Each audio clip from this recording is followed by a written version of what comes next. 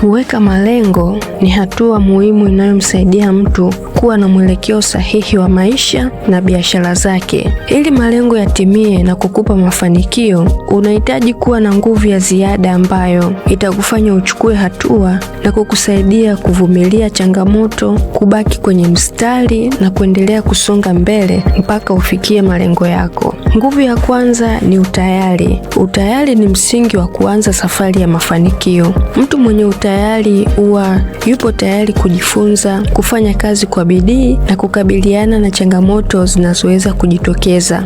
Bila utayari, hata malengo mazuri yanaweza kubaki kwenye karatasi bila kuwa na utekelezaji wowote. Nguvu ya pili ni umakini. Umakini huwa unamsaidia mtu kuelekeza nguvu zake zote kwenye jambo moja la muhimu bila kupoteza mwelekeo na nguvu zake kwenye vitu visivyokuwa na msingi wala faida yoyote kwenye maisha yake. Watu wengi huwa wanashindwa kufikia malengo yao kwa sababu wanaruhusu mambo yasiyo na msingi yawatoe kwenye njia sahihi. Nguvu ya tatu ni ujasiri. Ujasiri ni uwezo wa kuchukua hatua hata kwenye kipindi ambacho unapata hofu. Kwenye biashara na maisha, mafanikio yanahitaji mtu awe tayari kujaribu, kufanya maamuzi magumu yenye manufaa kwake na kukabiliana na changamoto bila kuogopa kushindwa. Na ujasiri ndio kitu pekee ambacho kinaweza kumfanya mtu aendelee mbele kwenye wakati ambao watu wengine wanahisi kukata tamaa. Nguvu ya nne ni uthubutu. Uthubutu ni hali ya kuamua kufanya jambo bila kusubiri muda sahihi ama kusubiria mazingira yabadilike. Watu wengi wana mawazo mazuri lakini